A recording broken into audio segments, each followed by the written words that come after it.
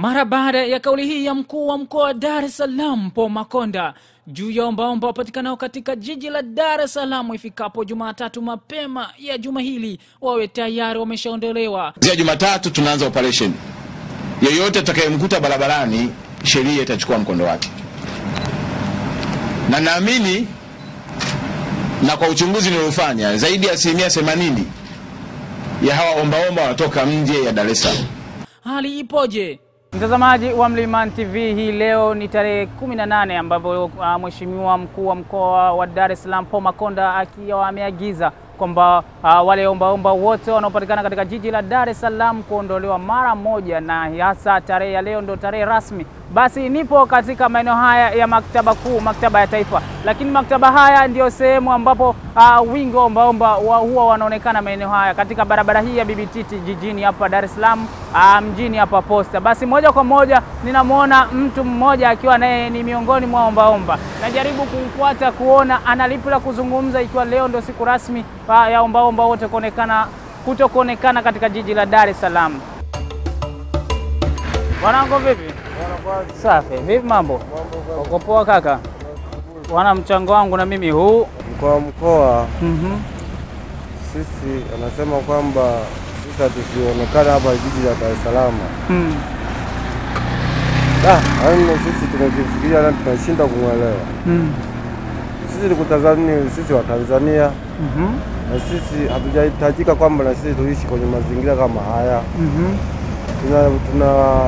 Tunakuja tu na sisi kwa basi kwa sababu nini? Matatizo yao tunayo. Sasa mkuu wa mkoa anasema kwamba sisi tusionekane barabarani. Je, anataka tupeleke wapi? Sisi hapo bado tujapata mfahamu wa kwamba tuelekee wapi, tunapelekwa sehemu gani. Na sehemu hiyo tunapelekwa kuna msaada gani wa kututosheleza sisi?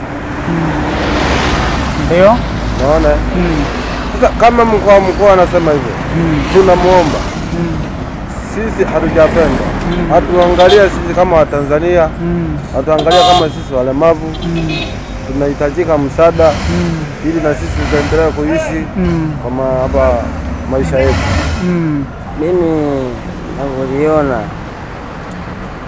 serikali iangalie, tuwafikirie watu kama wana serikali nayo ndio yenye uamuzi. Unaona, na hiyo ndio yenye kuangalia. Kaka, ongea basi hata mawili tu. Au sio? Sawa basi. Na mtazamaji wa Mlimani TV, kama basi unavyoona, mmoja kati ya walemavu ambao wanaombaomba katika jiji la Dar es Salaam amekataa kuzungumza, lakini hivi ndio hali ilivyo. Anajaribu kukwepa kutokana na agizo la mkuu wa mkoa, ndio maana hataki kuonekana. Lakini tunaona katika jiji hali inaonekana kuwa shwari, kwa sababu eneo hili huwa ndio ombaomba wanakuwa wengi zaidi. Lakini toka agizo litolewe, na hasa leo ikiwa ni tarehe 18 ambayo ndio siku rasmi ya agizo hili kutekelezwa, inaonekana ombaomba wamepotea kabisa. Je, wananchi wana mtazamo gani juu ya kauli hiyo? Kuna ombaomba ambao sawa wanastahili kabisa waombe na wasaidiwe. Lakini kuna ombaomba ambao wanageuza ile sehemu ya ombaomba, wanasimama wao kama mtaji. Wana njia mbadala kutofautisha. Wapo wale ambao vilema hawana uwezo wa kufanya kazi yoyote, wale wanastahili kuomba. Lakini wapo wale ambao ni kama mimi tu, wasichana wengine simshaona. Wale ndio wanastahili wafukuzwe tu. Mimi naona kwa upande wangu si sawa. Maana hawa sio kwamba kuwa na ulemavu labda ni dhambi. Labda angekuja na mfumo tu kwamba labda kuna mtaji angewapa ili kuondoa msongamano. Maana hao wenyewe hawapende hali hii.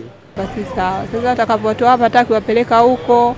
Mara kwanza aliwatoa akapeleka huko, tukarudi tena huko, na sasa hivi hataki watoa atarudi tena pia huko. Cha msingi watafutie kama ni biashara wafanye, kama ni mashamba walime ili waendeleze maisha yao. Yaani kuna ombaomba wanastahili kuomba, ambaye kipofu, aliyevunjika mkono, mguu, ndo anastahili kuomba. Lakini yule mtu alotoka kijijini kwao makusudi amekuja Dar es Salaam kuomba, yule anatakiwa arudi alipotoka. Nikiripoti kutoka Dar es Salaam, Jina langu ni Hamza Fumo, Mlimani TV, elimu kwanza.